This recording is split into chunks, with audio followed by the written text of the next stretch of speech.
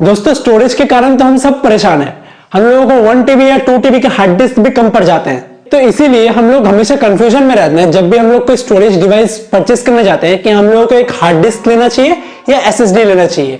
तो चलिए दोस्तों, आज इसी कंफ्यूजन को दूर करने के लिए मैं ये वीडियो बना रहा हूँ। इस वीडियो की हेल्प से हम लोग जानते हैं कि हार्ड डिस्क हम लोगों को कौन से सिचुएशन में प्रेफर करना चाहिए और एसएसडी हम लोगों को कौन से सिचुएशन में प्रेफर करना चाहिए, और इन दोनों के एडवांटेज और डिसएडवांटेज के बारे में भी हम लोग इस वीडियो की हेल्प से देखेंगे। तो चलिए अभी आगे बढ़ते हैं इस वीडियो में। पर आगे बढ़ने से पहले अगर आप लोगों ने अब तक मेरे चैनल को सब्सक्राइब नहीं किया है तो नीचे देखिए एक रेड कलर का सब्सक्राइब बटन है, उस पर क्लिक कर दीजिए और उसके साइड में जो बेल आइकन है उस पर भी क्लिक करके ऑल कर दीजिए, ताकि इसी तरह के इंटरेस्टिंग टेक रिलेटेड वीडियोस सबसे पहले आप तक पहुंचते रहे। हेलो दोस्तों, स्वागत है आप सभी का आप ही के अपने चैनल टेक विद एनडीएस में।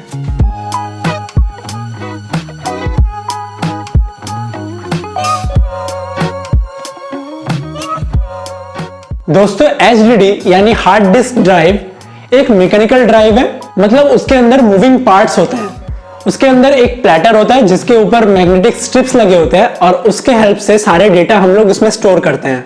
और उसके ऊपर ऐसे डंडे की तरह एक स्टिक लगा होता है जिससे कि हमारा जो भी डेटा है उस ड्राइव पे वो रीड होता है, वो हिलता है और जो डेटा है उसको रीड करता है और हमारा जो ये ड्राइव है अंदर का ये घूमता है। इसीलिए देखना, जब आप लोग कोई हार्ड डिस्क परचेज करने जाओगे तो हार्ड डिस्क में देखना लिखा होता है ये हार्ड डिस्क इतने आरपीएम का है या फिर इतने आरपीएम का है। तो ये आरपीएम कुछ नहीं, ये उसका स्पीड है, वो कितने स्पीड में कोई भी डेटा को रीड कर सकता है।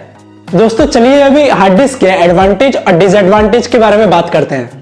दोस्तों हार्ड डिस्क का ये एडवांटेज है कि आप लोग इसको लो प्राइस के अंदर या फिर कम कॉस्ट के अंदर आप लोग हाई कैपेसिटी के, ज्यादा कैपेसिटी के हार्ड डिस्क आराम से परचेज कर सकते हो। वो हर जगह पे अवेलेबल भी है।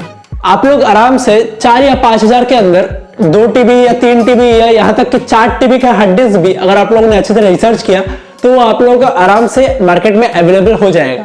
पर दोस्तों हार्ड डिस्क का डिसएडवांटेज भी है। हार्ड डिस्क का डिसएडवांटेज ये है कि हार्ड डिस्क का लाइफ स्पैन थोड़ा कम होता है। इसके अलावा जैसे कि मैंने बोला कि इसके अंदर मूविंग पार्ट्स है, तो अगर आप लोग पोर्टेबिलिटी को ज्यादा प्रेफर करना चाहते हो, समझ लीजिए आप लोग कहीं ना कहीं पर ट्रैवल करते हो, तो आपके लिए हार्ड डिस्क बिल्कुल सही नहीं होगा। क्योंकि हार्ड डिस्क के अंदर जैसे कि मैंने बोला मूविंग पार्ट्स है, तो अगर बाई चांस आपके हाथ से कभी गिर जाता है या फिर कहीं पे ठोकर खाता है तो चांसेस है कि उसके अंदर के जो मूविंग पार्ट्स है वो हिल जाए और शायद सारे आपके डेटा जो भी है वो करप्ट हो जाए या फिर वो रीड ना हो।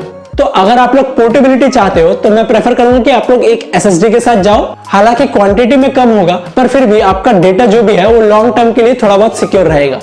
दोस्तों हार्ड डिस्क का एक और डिसएडवांटेज ये होता है कि ये बहुत ही स्लो होता है एज कम्पेयर टू एसएसडी, क्योंकि इसके अंदर मूविंग पार्ट्स होते हैं। इसके अंदर जो रीडर होता है उसको मूव करके बार बार हमारा डेटा रीड करना पड़ता है, तो इसके कारण इसका स्पीड बहुत कम होता है एज कंपेयर टू एसएसडी। तो ये इसका एक और डिसएडवांटेज हो गया। तो दोस्तों ये तो हो गया हार्ड डिस्क के बारे में।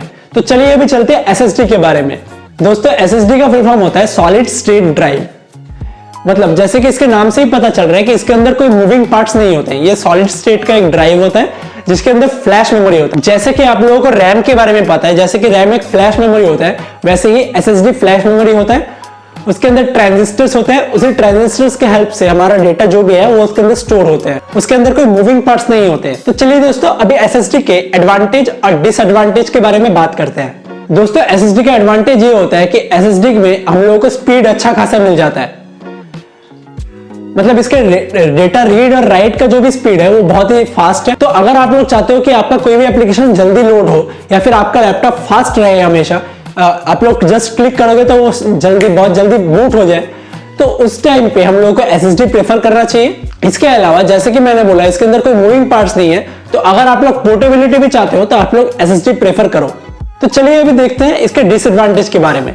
दोस्तों एसएसडी का जो मेन डिसएडवांटेज है वो है इसका प्राइस।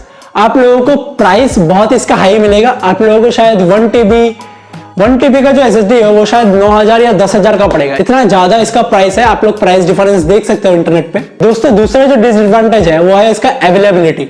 मतलब हाई कैपेसिटी में एसएसडी बहुत कम अवेलेबल है अभी भी मार्केट में।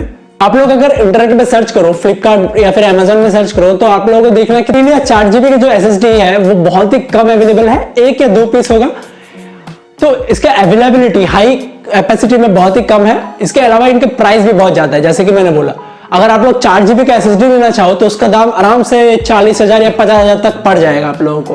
और दोस्तों इसके अलावा अगर आप लोग हार्ड डिस्क लेते हो तो हार्ड डिस्क के अंदर पावर कंजम्पशन बहुत ज्यादा होता है, क्योंकि उसके अंदर मैंने बोला मूविंग पार्ट्स है, तो उनको मूव करने के लिए पावर ज्यादा चाहिए होता है as compare to SSD. SSD में पावर कंजम्पशन भी थोड़ा कम होता है। तो दोस्तों अभी चलते कंक्लूजन की तरफ। तो दोस्तों अगर आप लोगों के लिए पोर्टेबिलिटी मैटर करता है तो आप लोग एक एसएसडी की तरफ जाइए, और पर अगर आप लोगों के लिए पोर्टेबिलिटी इतना मैटर नहीं करता है, आप लोग एक डेस्कटॉप बिल्ड करना चाहते हो, एक कोने में रखना चाहते हो अपने घर के, तो आप लोग एक हार्ड डिस्क को ज्यादा प्रेफर कर सकते हो। या फिर अगर आप लोगों को कोई बड़े फाइल्स के साथ काम करना है, फॉर एग्जांपल आप लोगों को मूवी स्टोर करना है, ऐसे बड़े चंक्स ऑफ फाइल्स आप लोगों को स्टोर करना है, तो आप लोग एक हार्ड डिस्क प्रेफर करो। और इसके अलावा मैं बोलूंगा कि अगर आप लोग अपना कंप्यूटर भी बिल्ड कर रहे हो या फिर एक लैपटॉप ले रहे हो, तो आप लोग एक लो कैपेसिटी का एक एसएसडी ले लीजिए और उसके साथ में एक हाई कैपेसिटी का एक एचडीडी ले लीजिए। इन दोनों को कंबाइन कीजिए और आपका जो कंप्यूटर का जो एप्लीकेशंस है, फॉर एग्जांपल जो भी एप्लीकेशंस आप लोग कंप्यूटर में यूज करते हो और आपके विंडोज को, इनको आप लोग एसएसडी में इंस्टॉल करिए और साथ में आप लोग के जो भी फाइल्स हैं वो आप लोग हार्ड डिस्क में रखिए।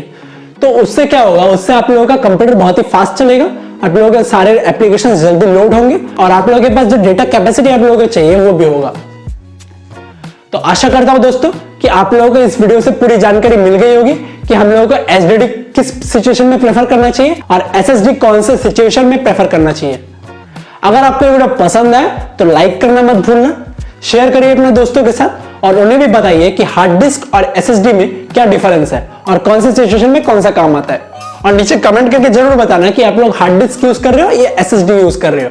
और जाते जाते अगर आप लोगों ने अब तक मेरे चैनल को सब्सक्राइब नहीं किया है तो नीचे जो रेड कलर का सब्सक्राइब बटन है उस पर क्लिक कर दीजिए और साइड में जो बेल आइकन है उसमें भी क्लिक करके ऑल कर दीजिए, ताकि इसी तरह के इंटरेस्टिंग टेक रिलेटेड अपडेट्स सबसे पहले आप तक पहुंचते रहे। मिलते हैं ऐसे ही किसी अगले वीडियो में, तब तक के लिए गुड बाय।